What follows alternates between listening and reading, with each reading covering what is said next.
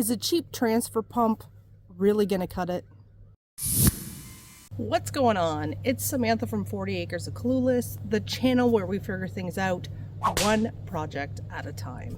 Today I'm going to be providing a comprehensive review of the Baracuda 12-volt transfer pump.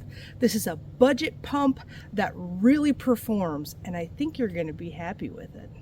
So this is the Baracuda pump right here, and this is a budget transfer pump. I purchased this pump on September 1st of 2023 at Menards, and I paid $54.99. Now, that's a pretty cheap price for a transfer pump, because when you look these things up online, they're at least $100. So we're going to take a closer look at this to see if this little budget pump might be enough to get the job that you need done. So this transfer pump is a DC pump, meaning that it needs to operate off battery. You can't plug it into a wall. That would be an AC pump. So this is a great pump for off-grid applications or to use in areas where you don't have access to standard electricity. But you are going to need a marine battery, which is what I'm using today. You could also hook it up to a four-wheeler or a vehicle if you were using it in some type of a remote application. So I'm going to open this up, show you guys what's inside here. So when you get this little 6-foot piece of hose. This little hose honestly is pretty useless. Depending on what you're trying to transfer, you might need a short hose, but honestly, I keep stuff like this around on the farm all the time because you never know when you're going to need something like this. But when I use this pump, I switch it out for whatever length of hose that I'm going to need for the project. And here we have the pump. And then we have the positive and negative terminal clamps. And if you take a look at this pump, you're going to notice that we have 3/4 inch male fittings on both the intake and the outtake, which is nice because that means it's going to fit any standard hose. So if you want to use the garden hose that you already have at home to move water around, you can just screw your garden hose on here like you normally would with your regular garden hose in the garden. The other thing that it comes with is this piece. This is a suction piece, and what this is designed to do is take water up through the bottom of this plate. So you would submerge this into the water that you're wishing to transfer out, and it would suck it through a hose into the pump and transfer it to another location. Now, I don't actually use this transfer piece here. I don't like the way it's shaped. It's really big and awkward, and I just find that using the hose end itself for an intake is totally fine. So I have actually never used this piece. I think it's kind of a dumb shape. Don't really like it. It does come with a couple replacement parts, which this is the impeller gasket. So if we're not keeping a good level of suction after some time, you can use a Phillips screwdriver to take this metal plate off of here, and you can replace this gasket, which has been provided to you. That goes right in here. So far, I've never had any issues with mine, so but I like to keep extra parts on hand somewhere in the garage, so that way when I go looking for them, I will remember absolutely not where they are.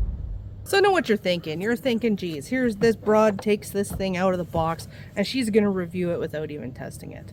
Not true. This is actually a second Baracuda pump. I liked it so well that I bought a second one. I have this one tied into my irrigation system. I am currently using a four-wheeler 2.2 gallon pump to draw the water up from the ground, and then I have this Baracuda pump to pressurize the water that's in my IBC tote so that I can water my garden. And I really like the performance of this little pump so well that I went ahead and I bought a second one to upgrade it because it just does such a great job. One of the things I like about the Baracuda pump is that it can really closely simulate normal water pressure when you're using it with a garden hose and you have some kind of a nozzle on it here. So I find when I'm watering my garden with this, that the water pressure this pump's able to produce is pretty much the same as my garden hose at home that's hooked up to the house. So it's pretty powerful. I'll show you how it works.